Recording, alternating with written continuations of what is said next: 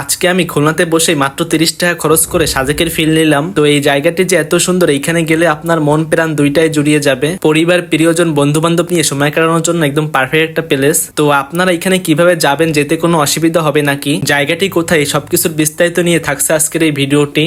Hello good people, আমি বাপ্পি স্বাগতম করছি আমার নতুন আরো একটা ভিডিওতে। তো বেশ কিছুদিন ধরে বৃষ্টি এবং গরম পড়াতে বাইরে তেমন একটা বের হওয়া হচ্ছিল না। এখন মোটামুটি ভাবে ওয়েদারটা একটু ঠিকঠাক হয়েছে, তাই ভাবলাম কোথাও থেকে ঘুরে আসি। তো ওই দিন বিকাল 3টার দিকে আমি বাসা থেকে বের হয়ে একটা রিক্সা করে সোজা চলে যাই সোনাডাঙ্গাতে। ওইখানে আমার ফ্রেন্ড তাহসিন এবং সোলাইমান আমার জন্য অপেক্ষা করতেছিল। যাই হোক, তো ওদেরকে সাথে নিয়ে সোজা চলে যাই গল্লামারিতে। গল্লামারি থেকে আপনারা বটিয়াঘাটা যাবার গাড়ি পেয়ে যাবেন। ভাড়া নিবে জনপ্রতি 30 টাকা করে। আপনি এখানে যখন গাড়ি ঠিক করবেন তখন বলে উঠবেন যে বড়ইতলা যাব, তা না হলে কিন্তু আপনাকে বটিয়াঘাটা বাজারেই নামিয়ে দিবে। যাই হোক, তো আপনার খুলনা থেকে যেতে 25 থেকে 30 মিনিটের মতো সময় লাগবে। মজার বিষয় হচ্ছে আপনি এখানে যেতে একদমই বোরিং হবেন না, কারণ এইখানে রোডগুলো যে এত সুন্দর ছিল, দুই পাশে সুন্দর সুন্দর গাছ দিয়ে ছেয়েছিল পুরো রোডটা। সুন্দর একটা গ্রামীণ পরিবেশ পাওয়া যাচ্ছিল এইখানে। আমার কাছে তো বেশ ভালোই লেগেছে। আর আজকের ওয়েদারটাও বেশ সুন্দর ছিল। তো আমরা এই সুন্দর ওয়েদারের ভিতর বেশ এনজয় করতে করতে চলে আসি বড়ইতলাতে। আর এইখানে এসে তো পুরোই মাথা নষ্ট। এক কথায় আমরা তো অবাকই হয়ে যাই। মানে ফার্স্ট ইমপ্রেশনই অনেক মুগ্ধতা কাজ করতেছিল। আমি তো এই জায়গাটির প্রেমে পড়ে গেছি। আপনারাই দেখেন জায়গাটি কতটা সুন্দর, মানে so beautiful, so elegant, just looking like it. Wow wow wow.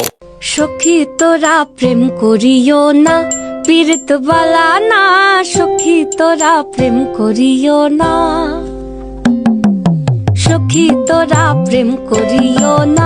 যাই হোক, তো আমরা এই নদীর পাড়ে কিছু সময় ঘোরাঘুরি করে চলে যাই সামনের দিকে। এইখানে রোডগুলো কিন্তু বেশ সুন্দর ছিল, আর নদীর পাড়ে হওয়াতে বেশ সুন্দর একটা বাতাসও পাওয়া যাচ্ছিল। আর এইখান থেকে কিন্তু আপনাকে ছোট্টখাটো ভাবে একটা সাজেকের ফিল দিবে, মানে গরিবের সাজেক বলা যায়। তো আপনারা যারা সাজেকে যেতে পারছেন না, তারা আমার মতো এইখান থেকে ঘুরে যেতে পারেন। যাই হোক, তো সামনেই দেখতেছিলাম নদীর পাড়ে এই সুন্দর ক্যাফেটি। এইখানে পানির ভিতরে ছোট ছোট কিছু ঘর করা ছিল ভাসমান, যেইগুলো দেখতেও কিন্তু বেশ সুন্দর লাগতেছিল। তো এইটা ছিল তাদের খাবার মেনু। এইখানে অনেক রকমের খাবার আইটেম ছিল, কিন্তু আমার কাছে প্রাইস একটু বেশি মনে হয়েছে। তো আমরা এখান থেকে রংসা নিয়েছিলাম, যার প্রাইস নিয়েছিল 10 টাকা করে। তো এই সুন্দর ওয়েদারে এই সুন্দর জায়গাটিতে বসে চাটি বেশ ভালোই লাগতেছিল। যাই হোক, পরে যেখানে আসলাম, এখানে নদীর উপরে কিছু অ্যাস্থেটিক টংঘর ছিল। সাজেক বা বান্দরবানে যেমন ভাবে ঘরগুলো থাকে, ঠিক তেমন ভাবে এখানে ঘরগুলো ছিল। এইটা ছিল টংঘরের বারান্দা। এখান থেকে নদীর ভিউটা অনেক সুন্দর ভাবে পাওয়া যাচ্ছিল। আর এখন অলরেডি সন্ধ্যা হয়ে গেছে, আমাদের ক্ষুধাও লাগছে অনেক। তার জন্য আমরা এখান থেকে এই সিঙ্গারাগুলো নিয়েছিলাম। আমি এখানে যখনই আসি তখনই এই সিঙ্গারাগুলো ট্রাই করি। এইগুলো খেতে অনেক মজা, আর দামও অনেক কম, মাত্র 5 টাকা করে। তো এই ছিল আজকের ভিডিওটি কেমন লাগছে তা কমেন্ট করে জানাবেন। এই পর্যন্ত সবাই ভালো থাকবেন। আল্লাহ হাফেজ।